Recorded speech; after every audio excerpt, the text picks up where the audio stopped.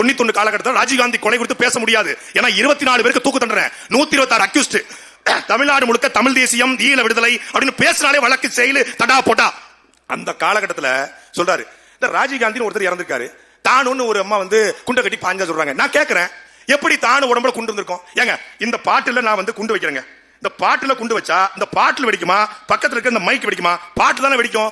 ராஜீவ்காந்தி உடம்பு பீஸ் பீஸா கிடக்கு, தானு உடம்பு அப்படி இருக்குன்னா குண்டு கட்டது யாரு அப்படின்னு கேட்கிறாரு. அன்னைக்கு கேட்டாரு. வழக்கு போது, அங்க வழக்கு போது. எப்படிங்க இதை சொன்னீங்க? ராஜீவ்காந்தி வந்து இவ்வளவு விட்னஸ் இருக்க, எங்க விட்னஸ்? விட்னஸ் கூப்பிடு.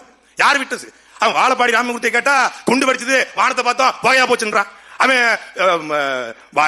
மூப்பனார கூப்பிட்டா எங்க போயிட்டாங்க, தம் அடிக்க போயிட்டாங்க. ஏன்னா ஒரு தலைவனை விட ஒரு தம்மு பெருசாடா, அவனை கூப்பிட்டா என்னாச்சு, குண்டு வெடிச்சது மேல பார்த்தோம் போயா போச்சுங்கிறான். ஜெயந்தி நடராஜனை கூப்பிட்டா குண்டு வெடிச்சது சத்தமா கடிச்சு மேல பார்த்தோம் போயா போச்சுன்னாங்க. எல்லாமே ஸ்கை விட்னஸ் தான், ஒன்னும் ஹை விட்னஸ் இல்லைன்ட்டாரு. ஐயா சாமி